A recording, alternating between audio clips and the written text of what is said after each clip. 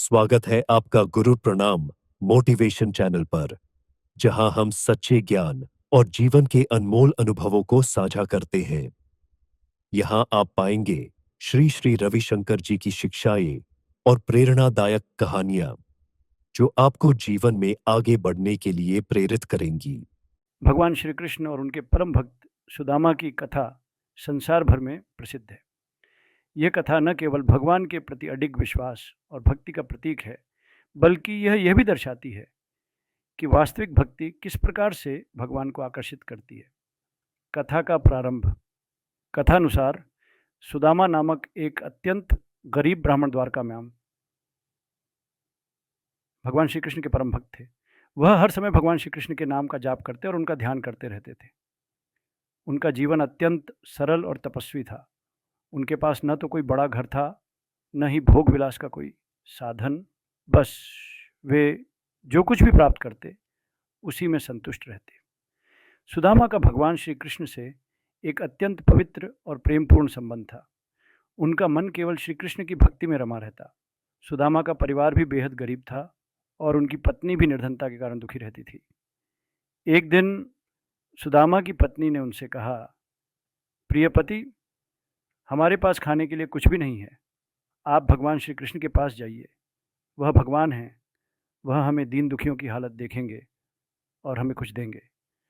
सुदामा ने अपनी पत्नी की बात मानी और द्वारका जाने का निश्चय किया। लेकिन वह जाने से पहले भगवान श्री कृष्ण के चरणों में सच्ची भक्ति से नमन करते हुए घर से कुछ चिवड़े ले आए। ये चिवड़े उनके पास केवल इसीलिए थे क्योंकि उनका घर बहुत गरीब था और वह चिवड़े ही उनकी सबसे बड़ी संपत्ति थे। द्वारका की यात्रा। सुदामा जब द्वारका पहुंचे तो द्वारपाल ने उन्हें देखकर हंसी उड़ाई और कहा, तुम जैसे साधारण ब्राह्मण का द्वारका में क्या काम। लेकिन सुदामा ने किसी प्रकार की नाराजगी नहीं दिखाई और उन्होंने भगवान श्री कृष्ण के महल में प्रवेश की अनुमति मांगी। भगवान श्री कृष्ण ने सुदामा को अपने महल में प्रवेश करने की अनुमति दी। जैसे ही सुदामा महल में पहुंचे, भगवान श्री कृष्ण ने उन्हें अपने पास बुलाया। श्री कृष्ण ने सुदामा को अपनी गोदी में उठा लिया और कहा, सुदामा, तुम कितने दिन बाद आए हो? मुझे तुमसे मिलने की बहुत इच्छा थी। भगवान श्री कृष्ण ने सुदामा का सम्मान करते हुए उन्हें अपने सिंहासन पर बैठाया। भगवान ने उन्हें स्नान कराया, फिर उन्हें रुक्मिणी देवी से सम्मानित कराया। भगवान श्री कृष्ण ने सुदामा से कहा, भैया, तुमने मुझे याद किया और यही मेरे लिए सबसे बड़ी दौलत है। तुम मेरे सच्चे भक्त हो। भगवान का आशीर्वाद। सुदामा भगवान श्री कृष्ण के सामने बहुत लज्जित और विनम्र थे। उनके पास कुछ नहीं था, केवल कुछ चूड़े थे जिन्हें उन्होंने भगवान को भेंट स्वरूप दिया।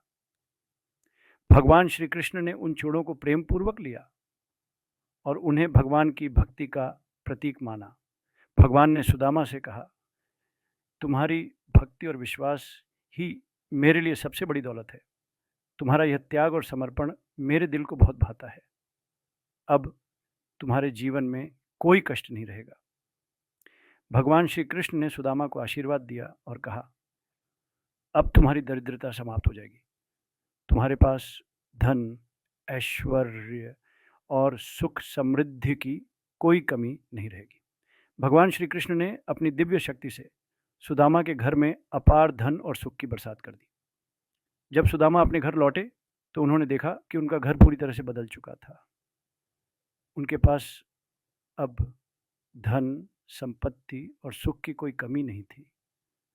उनकी पत्नी भी हैरान थी कि इतने कम समय में इतना सब कुछ कैसे बदल गया। सुदामा ने भगवान के आशीर्वाद को अपनी भक्ति और समर्पण का परिणाम माना। उन्होंने सोचा, भगवान श्री कृष्ण की कृपा से ही मेरी दरिद्रता दूर हुई है। उन्होंने सब कुछ भगवान के चरणों में अर्पित कर दिया और उनका धन्यवाद किया। कथा का उपसंहार। इस कहानी से यह सिद्ध होता है कि भगवान के प्रति सच्ची भक्ति और समर्पण ही सच्चे सुख और समृद्धि का मार्ग है। भगवान श्री कृष्ण ने सुदामा से यह नहीं पूछा कि उनके पास कितना धन था या उनके पास कितनी संपत्ति थी। उन्होंने केवल यह देखा कि सुदामा के मन में उनके प्रति कितनी भक्ति और प्रेम था। यही कारण था कि भगवान ने सुदामा को सब कुछ दे दिया। ये कथा हमें यह सिखाती है कि भक्ति का कोई मूल्य नहीं होता। सच्ची भक्ति और भगवान पर विश्वास रखने से हर प्रकार का दुख समाप्त हो जाता है और जीवन में सुख और शांति आती है। भाग 2, भगवान श्री कृष्ण की असीम कृपा और सुदामा की कर्तव्य भावना। जब सुदामा ने देखा कि भगवान श्री कृष्ण की कृपा से उनका जीवन बदल गया है, तब उनका हृदय कृतज्ञता से भरा हुआ था। उन्होंने यह महसूस किया कि उनका सभी सुख और समृद्धि केवल भगवान के आशीर्वाद के कारण ही संभव हो सका है। लेकिन एक और महत्वपूर्ण बात थी जिसे सुदामा ने अपनी पूरी श्रद्धा से सीखा था, और वह था भगवान के प्रति पूरी तरह से समर्पण और कर्तव्य की भावना। संपत्ति का प्रबंधन। सुदामा के घर में अब असंख्य संपत्ति थी। हर जगह सोने की बहुमूल्य मुद्राएं, आभूषण और रत्न बिखरे पड़े थे। उनके पास खेत, बाग बगीचे और हर तरह के ऐश्वर्य थे। लेकिन सुदामा ने किसी भी तरह से अपनी संपत्ति को अति प्रदर्शित नहीं किया।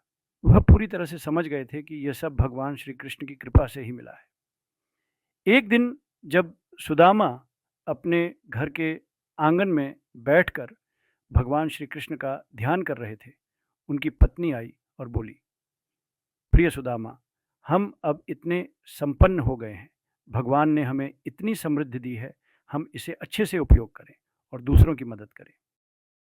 सुदामा मुस्कुराए और अपनी पत्नी से बोले, तुम्हें याद रखना चाहिए कि यह संपत्ति हमारी नहीं है, ये केवल भगवान की कृपा है। हमारा कर्तव्य है कि हम इसका सही तरीके से उपयोग करें और किसी को कष्ट में न डालें। सुदामा का यह उत्तर उनकी गहरी भक्ति और समझ को दर्शाता था। उन्होंने भगवान के दिए गए हर एक संसाधन का सही उपयोग किया और ज़रूरतमंदों को दान दिया। वो ये मानते थे कि धन का असली उद्देश्य समाज की सेवा करना और भगवान के आशीर्वाद का विस्तार करना है। भक्ति का निरंतर अभ्यास। सुदामा ने अपने जीवन में भगवान श्री कृष्ण के प्रति अपनी भक्ति को कभी भी कमज़ोर नहीं होने दिया। संपत्ति और ऐश्वर्य के बावजूद उनका मन हमेशा भगवान के ध्यान में रमा रहता। वह प्रतिदिन भगवान के नाम का जप करते और उनके चमत्कारी रूपों की पूजा करते थे। उनकी दिनचर्या में कोई बदलाव नहीं आया था, सिवाय इसके कि अब वह और भी अधिक श्रद्धा और प्रेम से भगवान के पास जाते थे। उनकी भक्ति का एक महत्वपूर्ण पक्ष था, उनका ध्यान केवल स्वयं पर नहीं था, बल्कि समाज के अन्य लोगों के जीवन में भी वे भगवान का प्रकाश फैलाना चाहते थे। उन्होंने निर्णय लिया कि वह द्वारका के पास रहने वाले लोगों की मदद करेंगे जो विपत्ति में थे और जिन्हें भगवान श्री कृष्ण की शिक्षाओं की आवश्यकता थी। सुदामा का दान। सुदामा ने द्वारका के आसपास के गांवों में कई गरीबों और ज़रूरतमंदों के घरों में जाकर उन्हें अपनी संपत्ति से दान देना शुरू किया। उन्होंने न केवल धन बल्कि अपनी पूरी श्रद्धा और प्रेम भी उन लोगों को दिया। उनका विश्वास था कि जब तक व्यक्ति भगवान के प्रति सच्ची भक्ति नहीं करता, तब तक वह धन और ऐश्वर्य को सही तरीके से उपयोग नहीं कर सकता। एक दिन जब वह एक गरीब ब्राह्मण के घर पहुंचे, उसने कहा, सुदामा जी, आप तो बहुत संपन्न हो गए हैं, क्या आप हमारी मदद करेंगे? सुदामा ने भगवान श्री कृष्ण की याद करते हुए कहा, यह सब भगवान की कृपा से हुआ है।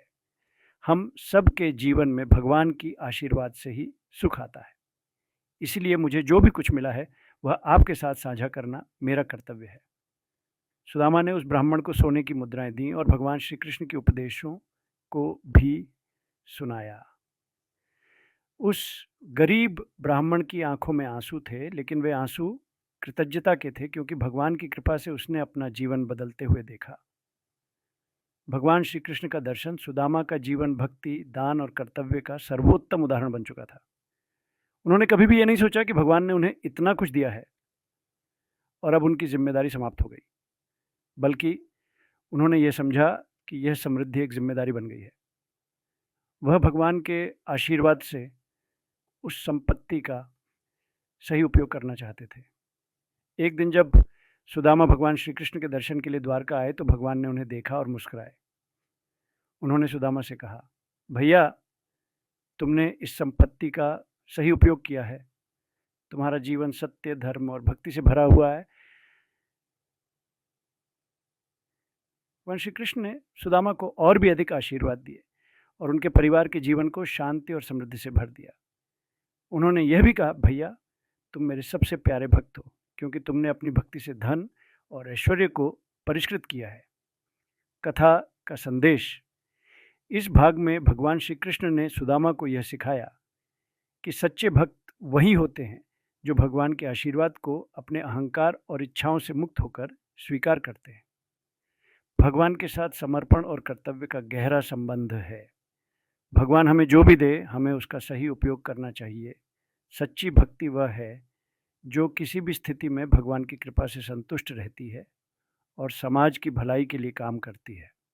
भगवान का आशीर्वाद न केवल व्यक्ति को सुख देता है, बल्कि समाज में हर किसी के जीवन में प्रेम और शांति फैलाने का कार्य करता है।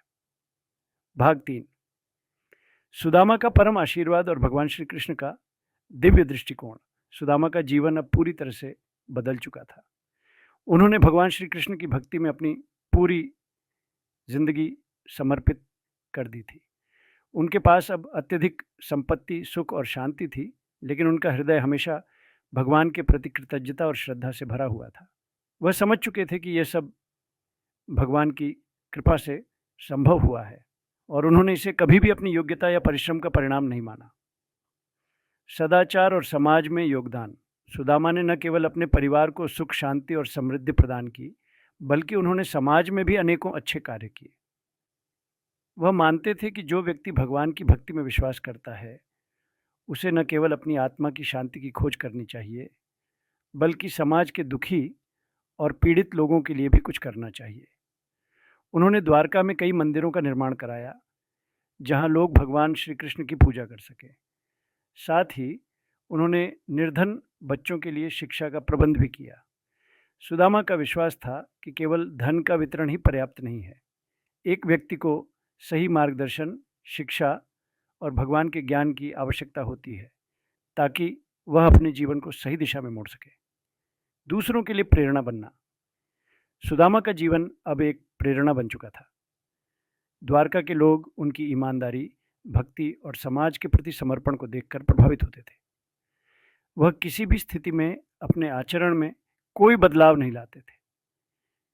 भले ही उनके पास अनगिनत संपत्ति और ऐश्वर्य था, वह हमेशा सादगी और विनम्रता से जीते थे। एक दिन भगवान श्री कृष्ण सुदामा के घर पहुंचे। उन्होंने सुदामा से पूछा, भैया, तुम तो अब काफ़ी संपन्न हो गए हो, तुम्हें क्या कोई दुख है? सुदामा मुस्कुराए और बोले, प्रभु, अब मेरे जीवन में कोई दुख नहीं है, क्योंकि आपका आशीर्वाद और आपका ध्यान हमेशा मेरे साथ है। मेरी कीमत, मेरी संपत्ति, सब कुछ आपकी कृपा से ही है। भगवान श्री कृष्ण ने उन्हें आशीर्वाद देते हुए कहा, तुमने मेरी कृपा को अपनी भक्ति और साधना में कभी भी भटकने नहीं दिया। तुम मेरे सच्चे भक्त हो। तुम्हारे जैसा भक्त न केवल इस दुनिया में, बल्कि संसार के हर युग में आदर्श बनेगा। सच्ची भक्ति का परिणाम। भगवान श्री कृष्ण ने सुदामा के जीवन को एक आदर्श उदाहरण माना, क्योंकि वह न केवल अपनी भक्ति में सच्चे थे, बल्कि उन्होंने भगवान के दिए गए आशीर्वाद का सही और संयमित उपयोग भी किया।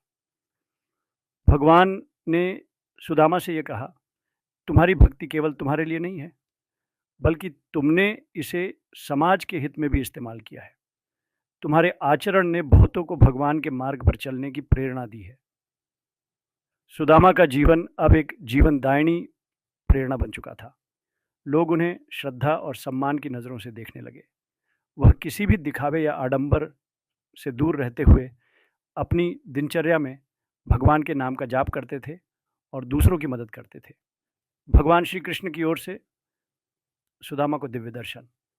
एक दिन भगवान श्री कृष्ण ने सुदामा से कहा, भैया, तुम मेरे परम भक्त हो और तुमने अपनी भक्ति में कभी कोई कमी नहीं की। तुम्हारे जीवन में जिस तरह से मेरी कृपा ने रंग भरा है, वह भविष्य में और भी लोगों को भगवान की ओर आकर्षित करेगा। भगवान श्री कृष्ण ने सुदामा को अपनी दिव्य रूप में दर्शन दिए। जो उन्होंने पहले कभी नहीं देखे थे। भगवान का रूप अत्यंत भव्य और अलौकिक था और उनका दर्शन सुदामा के हृदय को अत्यधिक शांति और आनंद से भर गया। वह भगवान के दर्शन के बाद आत्मिक रूप से और भी अधिक पवित्र महसूस करने लगे। उनके दिल में एक नई ऊर्जा और प्रेम का संचार हुआ और उन्होंने भगवान के प्रति अपनी भक्ति को और गहरा किया। सुदामा का अंतिम समय। कई वर्षों तक सुदामा ने भगवान श्री कृष्ण की भक्ति में अपनी सारी जिंदगी समर्पित कर दी। उनका जीवन एक साधु का जीवन बन चुका था, जिसमें कोई अहंकार नहीं था, केवल भगवान का प्रेम था। समय बीतने के साथ सुदामा के शरीर में वृद्धावस्था आ गई, लेकिन उनकी आत्मा हमेशा जवान और प्रफुल्लित रही। एक दिन भगवान श्री कृष्ण ने सुदामा से कहा, भैया, तुम्हारा समय इस धरती पर समाप्त होने वाला है।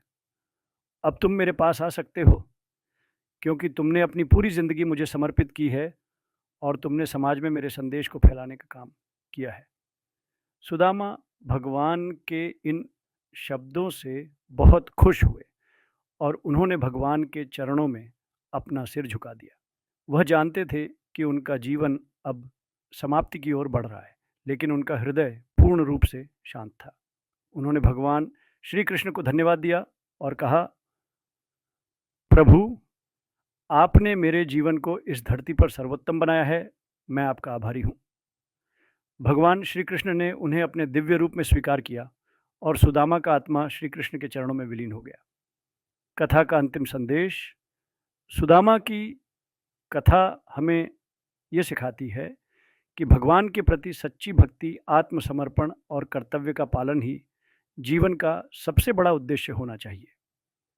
भगवान श्री कृष्ण ने सुदामा के जीवन को एक आदर्श बना दिया, जिससे ये सिद्ध होता है कि भक्ति और श्रद्धा के साथ किसी भी जीवन की दिशा बदल सकती है। सच्ची भक्ति वह है जो किसी भी परिस्थिति में भगवान से अलग नहीं होती। भगवान श्री कृष्ण ने सुदामा को एक अद्वितीय आशीर्वाद दिया, लेकिन सच्चा आशीर्वाद यही है कि हम भगवान के नाम का जाप करें, अपनी भक्ति में कोई कमी ना आने दें और समाज के उत्थान में अपना योगदान दें। आपका जीवन सुखद और ज्ञानमय हो। हमारे साथ जुड़े रहने के लिए धन्यवाद। अगर आपको हमारी कहानियां और ज्ञान की बातें पसंद आईं, तो कृपया हमारे चैनल गुरुर प्रणाम मोटिवेशन को सब्सक्राइब करें और नई अपडेट्स के लिए बेल आइकन पर क्लिक करना न भूलें। हमें आपके साथ साझा करते रहना है श्री श्री रविशंकर जी की अद्भुत शिक्षाएं और कहानियां। धन्यवाद और शुभकामनाएं।